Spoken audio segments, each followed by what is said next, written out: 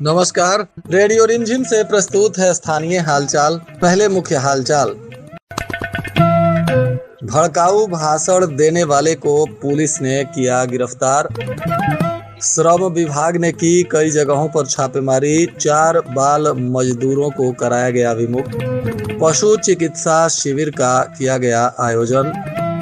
और जगह जगह विद्युत व्यवस्था चरमराने से लोगों में मचा हाहाकार।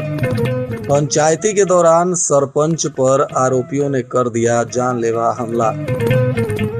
स्थानीय हालचाल के इस अंक के साथ मैं निकेत मिश्र। अब हालचाल विस्तार से। कुचायकोट थाना की पुलिस ने आज सोशल मीडिया प्लेटफॉर्म पर भड़काऊ वीडियो पोस्ट करने वाले एक आरोपी नदीम मियां को गिरफ्तार कर लिया। पुलिस ने त्वरित संज्ञान लेते हुए वीडियो के आधार पर साइबर निगरानी के सहायता से आरोपी की पहचान की और आरोपी को गिरफ्तार कर लिया। प्रशासन ने लोगों से भी अपील की है कि किसी भी प्रकार के भड़काऊ अफवाह इत्यादि पोस्ट ना करें और कोई भी पोस्ट करता है तो उस पर उसको शेयर इत्यादि बिल्कुल ना करें, अन्यथा कठोर कार्रवाई होगी। कोई भी अफवाह फैलाने वाला बचेगा नहीं। दरअसल नदीम मियां एक थाना के गेट के सामने जाकर रील बनाते हुए भड़काऊ गाने पर वीडियो शूट किया, जिसमें पीछे सीधे सीधे थाना का गेट और थाना की गाड़ियां दिख रही हैं और इस भड़काऊ गाने पर रील बनाकर सोशल मीडिया पर पोस्ट कर दिया था। और इसी मामले में पुलिस को जब वीडियो की जानकारी हुई तो इसको गिरफ्तार किया गया है। जिसके बाद गिरफ्तार आरोपी नदीम मियां ने फिर से वीडियो जारी कर पुलिस और आम जनता से इसको लेकर क्षमा भी मांगा है।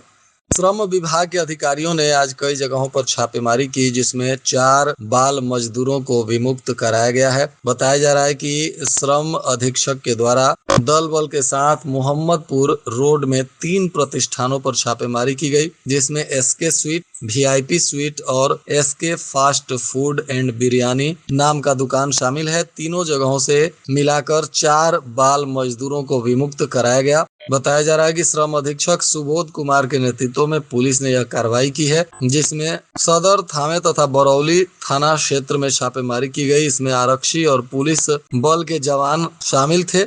इस दौरान 4 बाल श्रमिकों को विमुक्त कराया गया है और इन संस्थानों पर अब विधिक कार्रवाई की जा रही है।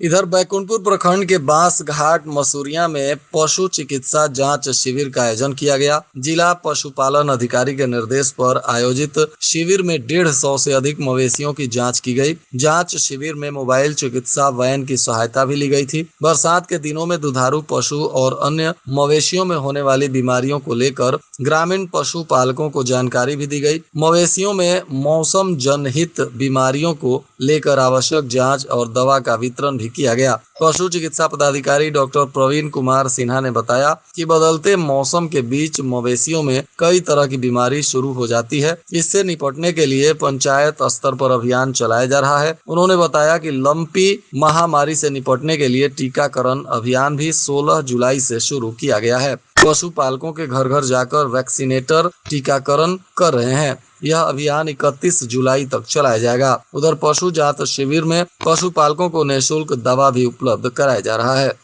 प्रखंड के विभिन्न गांवों में इन दिनों विद्युत आपूर्ति की स्थिति बेहद खराब बनी हुई है।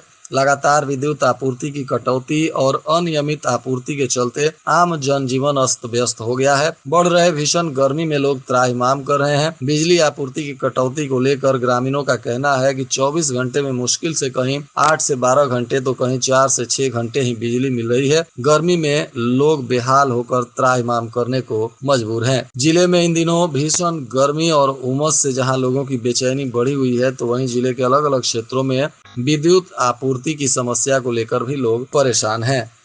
इधर भोरे थाना क्षेत्र के जगदारी बगहवा गांव में भूमि विवाद को निपटाने के लिए सरपंच केशव चंद सिंह जब पंचायती करने पहुंचे तो उन पर जानलेवा हमला कर दिया गया। बताया जा रहा है कि सरपंच जब दोनों पक्षों के बीच पंचायत कर रहे थे तभी विवाद बढ़ गया और आरोपियों ने गाली गलौज करते हुए पंचायत मानने से इनकार कर दिया तथा बात बढ़ने पर आरोपियों ने लाठी डंडे से हमला कर दिया, जिसमें सरपंच के हाथ पैर में गंभीर चोटें आई हैं। घायल अवस्था में सरपंच ने किसी तरह भागकर वहां से अपना जान बचाए। इस घटना को लेकर केशव चंद्र सिंह ने भोरे थाने में लिखित आवेदन दिया है, जिसमें स्वामीनाथ प्रसाद, गोविंद कुमार और विद्यावती देवी को नामजद आरोपी बनाया गया है। पुलिस अब मामले की तफ्तीश में जुटी हुई है।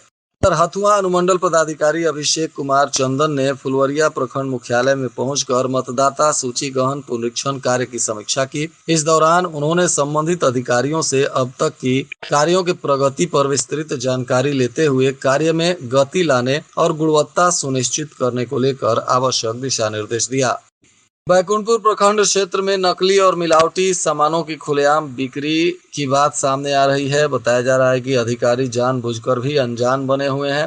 नकली डिटर्जेंट पाउडर, साबुन, ठंडा तेल, खाद्य पदार्थ, चना, सत्तू, चाय पत्ती, मरीच, जीरा, दवा, पान मसाला, डीजल, पेट्रोल, मोबिल और कृषि पर आधारित पंप सेट, हॉकर, चक्की, ट्रैक्टर आदि के पार्ट पुर्जे, कीटनाशक दवाइयां और दैनिक जीवन के उपयोग की भी खाद्य वस्तुएं खुलेआम मिलावटी के साथ बेची जा रही है। प्रशासन को इन क्षेत्रों में संज्ञान लेने की आवश्यकता है। वहां के संवाददाता ने यह जानकारी दी। उन्होंने कहा कि इस क्षेत्र में लगातार नकली और मिलावटी सामानों की भरमार देखने को मिल रही है। कटिया में पुरानी रंजिश को लेकर एक युवक के साथ मारपीट करने के मामले में पुलिस ने नारायण नोनिया की पत्नी हीरा देवी के आवेदन पर प्राथमिकी दर्ज कर लिया है, जिसमें उन्होंने अपने पुत्र राम प्रवेश चौहान के साथ मारपीट करने का आरोप लगाया है। इसमें 10 नामजद और 5 अज्ञात लोगों पर लाठी डंडे और चाकू से लैस होकर मारपीट करने का आरोप लगा है। पुलिस ने अब इस मामले की जाँच पड़ताल शुरू कर दी है। थावे प्रखंड परिसर में 29 जुलाई को मोबाइल सह चलंत लोक अदालत लगाने की तैयारी शुरू कर दी गई है। सीओ कुमारी रूपम शर्मा ने बताया कि जिले के गोपालगंज, माझा, कुचायकोट, उचका गांव और थावे प्रखंड के लोगों के वादों का निपटारा किया जाएगा। लोक अदालत के माध्यम से बिजली और ऋण आदि के वादों का सुलह कराया जाएगा। इधर कटिया के रामदास बगही में भी भूमि विवाद को लेकर मारपीट हुई है, जिसमें 5 नामजद सहित आधा दर्जन लोगों के विरुद्ध प्राथमिकी दर्ज हुई है, जिसमें पीड़ित धर्मनाथ दुबे की पत्नी मीना देवी के आवेदन पर पुलिस ने गांव के ही वीरेंद्र मिश्रा सहित आधा दर्जन लोगों को आरोपी बनाते हुए जांच पड़ताल शुरू कर दिया है। मीडिएशन काउंसिलिएशन प्रोजेक्ट समिति नई दिल्ली और नालसा के संयुक्त तत्वाधान में मध्यस्थता कैंपेन कार्यक्रम का आयोजन 1 जुलाई 2025 से 30 सितंबर 2025 तक किया जा रहा है। मध्यस्थता कैंपेन कार्यक्रम की सफलता हेतु माननीय मीडिएशन काउंसिलिएशन प्रोजेक्ट समिति पटना के द्वारा वीडियो कॉन्फ्रेंसिंग के माध्यम से प्रगति के संबंध में जानकारी ली गई। इसके पश्चात प्रधान जिला एवं सत्र न्यायाधीश सह अध्यक्ष जिला विधिक सेवा प्राधिकार गीता गुप्ता की अध्यक्षता में व्यवहार न्यायालय के सभी न्यायिक पदाधिकारी गण के साथ बैठक हुई, जिसमें सभी न्यायिक पदाधिकारी गण को अपने अपने न्यायालयों के पारिवारिक विवाद, बीमा वाद, घरेलू हिंसा, cheque bounce case, commercial dispute, service matter, सुलहनीय आपराधिक वादों, उपभोक्ता वाद, revenue case, partition eviction case सहित वादों को चिन्हित कर और इस कैंप में अधिक से अधिक वादों को निष्पादित करने के लिए रणनीति बनाया गया और आवश्यक दिशा निर्देश भी दिया गया। और आज के मौसम का तापमान गोपालगंज में न्यूनतम 28 डिग्री सेल्सियस और अधिकतम 39 डिग्री सेल्सियस रहने की संभावना है। अंत में मुख्य हालचाल एक बार फिर। भड़काऊ भाषण देने वाले को पुलिस ने किया गिरफ्तार। श्रम विभाग ने की कई जगहों पर छापेमारी, 4 बाल मजदूरों को कराया गया विमुक्त। पशु चिकित्सा शिविर का किया गया आयोजन। और जगह जगह विद्युत व्यवस्था चरमराने से लोगों में मचा हाहाकार। पंचायती के दौरान सरपंच पर आरोपियों ने कर दिया जानलेवा हमला। इसके साथ ही रेडियो रिमझिम से प्रसारित स्थानीय हालचाल का यह अंक समाप्त हुआ। नमस्कार।